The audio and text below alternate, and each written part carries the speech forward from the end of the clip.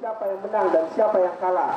Ya, hasil pemilu belum seluruhnya selesai. Aksi-aksi protes di Jika depan memang ada hampir tiap hari terjadi semenjak tanggal 14 Februari 2024 kemarin. Atas protes ini tentu karena ketidakpuasan terhadap penyelenggara pemilu dan dianggap banyak kecurangan yang terjadi. Apa saja bentuk kecurangan itu dan apa tanggapan tentang hal tersebut? Ada rusnya, ada aturan mainnya.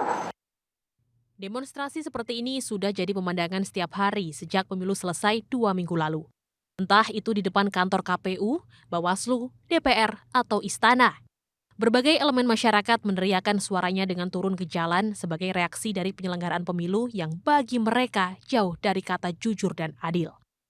Pesta demokrasi dalam bentuk pemilu yang seharusnya berjalan dengan baik ternodai oleh munculnya beberapa indikasi kecurangan pemilu di beberapa daerah, baik dalam pemilihan presiden maupun dalam legislatif.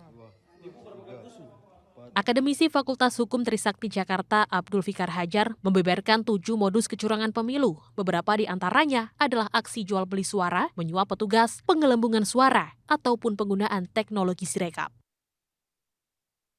Kalau dibandingkan dengan pemilu sebelumnya, ya ini akan terlihat lebih kecurangannya lebih masif gitu, lebih banyak gitu, lebih nyata gitu. Tapi saya kira ini juga iklim keterbukaan publikasi ya media juga saya kira ikut membantu gitu ya, sehingga semua terungkap gitu.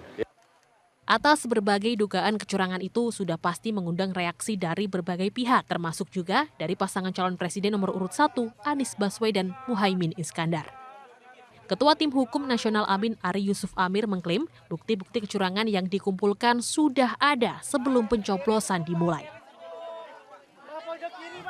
Di mana-mana tempat kejadian ini, hampir di seluruh provinsi kejadian itu, kita melihat bahwa ini sudah memenuhi unsur kecurangan yang TSM, kecurangan yang terstruktur, sistematis, dan masif. Bahkan kalau boleh kita tambahkan ini agak brutal, tambah B juga, brutal juga karena permainannya agak berlebih-lebihan gitu. Sementara tim pemenangan nasional Ganjar Mahfud lebih menyoroti penggunaan aplikasi rekapitulasi KPU atau Sirekap. Menurut Deputi Hukum TPN Todung Mulya Lubis, aplikasi Sirekap merugikan pihaknya. TPN juga menyebut ada kejanggalan sistematis yang terstruktur di dalam Sirekap ini. Misalnya, data yang belum ada di TPS namun sudah diinput di aplikasi Sirekap, bahkan melebihi anggota daftar pemilih tetap yang ada.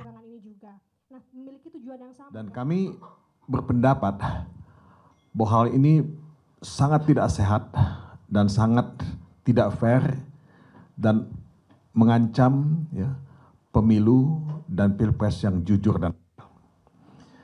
Nah, saudara-saudara, saya punya banyak pasukan yang lengkap di sini yang bisa menjelaskan lebih teknis, lebih detail kalau diperlukan nantinya.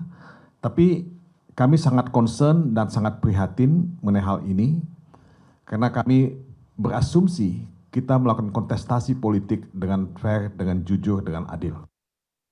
Sebaliknya, Sekretaris Tim Kampanye Nasional Prabowo Gibran Nusron Wahid meminta pihak-pihak yang menuduh pemilu curang harus mampu membuktikan dengan bukti-bukti yang terang benderang. Selain bukti yang terang benderang, Presiden Joko Widodo sejatinya sudah mendorong bahwa penyelesaian sengketa pemilu seperti dugaan kecurangan pemilu itu diselesaikan lewat mekanisme yang telah diatur, yaitu melalui Bawaslu dan Mahkamah Konstitusi. Tapi kalau memang ada mekanisme untuk ke Bawaslu, mekanisme nanti persidangan di MK, saya kira sudah diatur semuanya kok. Jadi janganlah teriak-teriak curang. Ada bukti langsung bawa ke Bawaslu, ada bukti bawa ke MK. Ya. Nah, Presiden Jokowi sudah membuka jalur jika memang terjadi kecurangan pemilu.